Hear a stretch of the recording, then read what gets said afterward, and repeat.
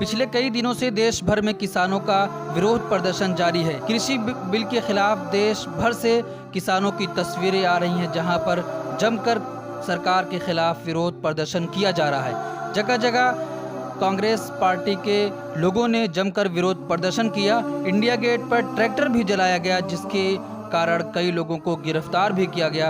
जहां जहां प्रदर्शन हो रहे हैं वहां पर गिरफ्तारियां भी हो रही हैं, लेकिन किसान सड़कों पर निकले हैं और जमकर इस कृषि बिल का विरोध कर रहे हैं और सरकार से मांग कर रहे हैं कि इस काले कानून को वापस लो।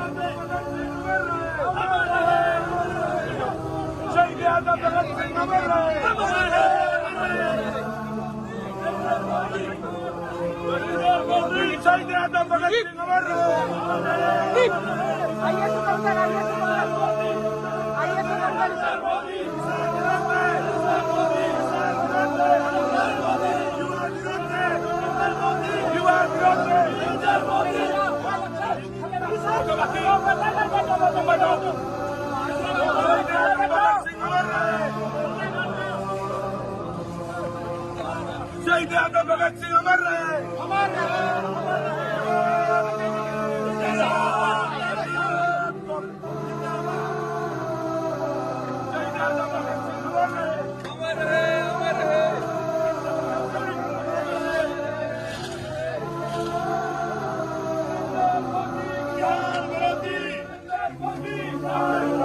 ये सरकार नहीं चलेगी, नहीं चलेगी। युवा विरोधी ये सरकार नहीं चलेगी, नहीं चलेगी। युवा कांग्रेस राहुल जी संघर्ष करो, हम तुम्हारे साथ हैं। सोनिया जी संघर्ष करो, हम तुम्हारे साथ हैं। कृष्णा वेणु संघर्ष करो, हम तुम्हारे साथ हैं। श्रीनिवास भी संघर्ष करो, हम तुम्हारे साथ हैं। भैया पवार संघर्ष करो, हम तुम्हारे साथ हैं। अब्राह्मणी संघर्ष करो, हम तुम्हारे साथ हैं।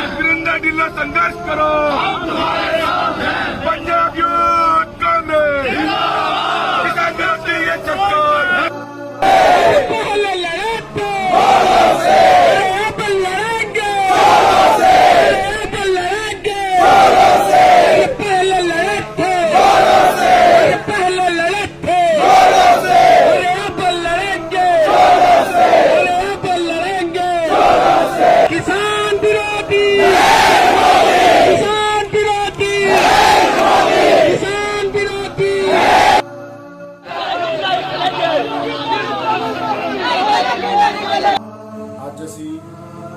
इंडिया गेट ਦੇ ਵਿੱਚ ਜਿਹੜਾ ਪ੍ਰੋਟੈਸਟ ਕੀਤਾ ਵਾ ਜੈ ਜਵਾਨ ਜੈ ਕਿਸਾਨ ਦਾ ਨਾਰਾ ਉੱਥੋਂ ਚੱਲਿਆ ਸੀਗਾ। ਅੱਜ ਉੱਥੇ ਲਿਖਿਆ ਹੋਇਆ ਵਾ ਜੈ ਜਵਾਨ ਔਰ ਜੈ ਕਿਸਾਨ।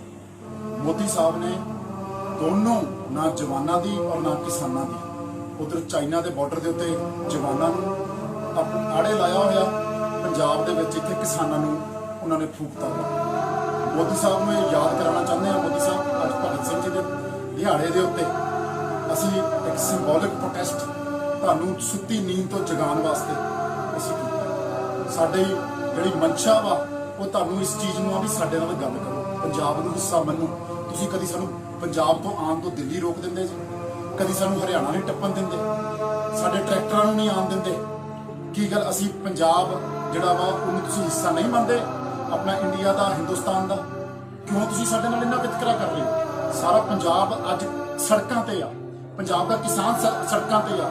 ਤੁਸੀਂ ਆਪਣੀ ਜ਼ਿੱਦ ਫੜੀ ਬੈਠੇ ਹੋ, ਆਪਣੀ ਆਕੜ ਫੜੀ ਬੈਠੇ ਹੋ, ਔਰ ਇਸ ਕਰਕੇ ਵੀ ਮੈਂ ਮੇਰੀ ਇਮੇਜ ਨਾ ਖਰਾਬ ਹੋ ਜਾਵੇ। ਮੈਂ ਜੋ ਕਹਿਤਾ ਉਹ ਕਹਿ ਦਿੱਤਾ। ਤੁਸੀਂ ਸਾਡੇ ਨਾਲ ਬਹਿ ਕੇ ਗੱਲ ਕਰੋ, ਪੰਜਾਬ ਦੇ ਕਿਸਾਨਾਂ ਨਾਲ ਬਹਿ ਕੇ ਗੱਲ ਕਰੋ। ਅਸੀਂ ਪੰਜਾਬ ਸਾਰਾ ਬੰਦ ਪਿਆ, ਪੰਜਾਬ ਦੇ ਵਿੱਚ ਗੱਡੀਆਂ ਰੁਕ ਰਹੀਆਂ, ਔਰ ਅਸੀਂ ਦਿੱਲੀ ਆ ਕੇ ਤੁਸੀਂ ਸਾਨੂੰ ਉਹ ਸ਼ੱਦਤਾਂ ਸਾਡੇ ਤੇ ਕਰ ਰਹੇ ਹੋ, ਉਹ ਤਸ਼ੱਦਦਾਂ ਕਰ ਰਹੇ ਹੋ, ਉਹ ਸਾਡੇ ਤੇ ਪਾਣੀ ਦੀ ਬੁਛਾਰਾਂ ਕਰ ਰਹੇ ਹੋ, ਡਾਂਗਾ ਫੇਰ ਰਹੇ ਜੀ, ਅਰੈਸਟ ਕਰ ਰਹੇ ਹੋ, ਜਿੰਨੀ ਵਾਰ ਮਰਜ਼ੀ ਕਰੋ, ਲੇਕਿਨ ਅਸੀਂ ਆਪਣਾ ਪ੍ਰੋਟੈਸਟ ਜਾਰੀ ਰੱਖਾਂਗੇ। ਔਰ ਅਸੀਂ ਹਰ ਪੱਖੋਂ, ਜਦ ਤੱਕ ਤੁਸੀਂ ਇਹ ਕਾਲੇ ਕਾਨੂੰਨਾਂ ਦੇ ਉਲਟ, ਜਦ ਤੱਕ ਤੁਸੀਂ ਕਿਸਾਨਾਂ ਨਾਲ ਬਹਿ ਕੇ ਗੱਲ ਨਹੀਂ ਕਰੋਗੇ, ਜਦ ਤੱਕ ਤੁਸੀਂ ਇਹਨਾਂ ਨੂੰ MSP ਨੂੰ ਕਾਨੂੰਨ ਨਹੀਂ ਬਣਾਓਗੇ, ਜਦ ਤੱਕ ਤੁਸੀਂ ਖੇਤੀ ਕਾਨੂੰਨ ਦੇ ਵਿੱਚ ਤੁਸੀਂ ਇਹ ਫੈਸਲਾ ਨਹੀਂ ਕਰੋਗੇ, ਜਦ ਤੱਕ ਤੁਸੀਂ ਖੇਤੀ ਸੁਧਾਰ ਦੇ ਵਿੱਚ ਆਪਣੇ ਸਟੈਪ ਨਹੀਂ ਦੱਸੋਗੇ, ਔਰ ਜਦ ਤੱਕ ਤੁਸੀਂ ਕਿਸਾਨ ਯੂਨੀਅਨ ਜਥੇਬੰਦੀਆਂ ਨਾਲ ਸਾਡੇ ਨਾਲ ਨਹੀਂ ਗੱਲ ਕਰਨੀ, ਨਾ ਕਰੋ ਪੋਲੀਟੀਕਲ ਪਾਰਟੀਆਂ ਨਾਲ, ਕਿਸਾਨ ਜਥੇਬੰਦੀਆਂ ਨਾਲ ਤਾਂ ਗੱਲ ਕਰੋ, ਕਿਸਾਨ ਜਥੇਬੰਦੀਆਂ ਨੂੰ ਬੁਲਾ ਲਓ, ਕਿਸਾਨਾਂ ਨੂੰ ਬੁਲਾ ਲਓ, ਉਹ ਤਾਂ ਕਿਸੇ ਪਾਰਟੀ ਦੇ ਨਹੀਂ, ਉਹ ਤਾਂ ਤੁਹਾਡੇ ਮੇਰੇ ਸਾਡੇ ਸਾਰਿਆਂ ਦੇ ਆਪਣੇ ਆ। ਸੋ ਸਾਡੀ ਇਸ BJP ਹੰਕਾਰੀ ਸਰਕਾਰ ਨੂੰ ਇਹ ਅਪੀਲ ਆ ਵੀ ਤੁਸੀਂ ਜੈ ਜਵਾਨ ਜੈ ਕਿਸਾਨ, ਜੋ ਕਿ ਇਸ ਦੇਸ਼ ਦਾ ਨਾਰਾ ਸੀਗਾ, ਉਸ ਨਾਰੇ ਨੂੰ ਬੁਲੰਦ ਕਰਨ ਕਰਕੇ ਔਰ ਮੋਦੀ ਸਾਹਿਬ ਦੋਵਾਂ ਨੂੰ ਭੁਲਾ ਚੁੱਕੇ ਆ।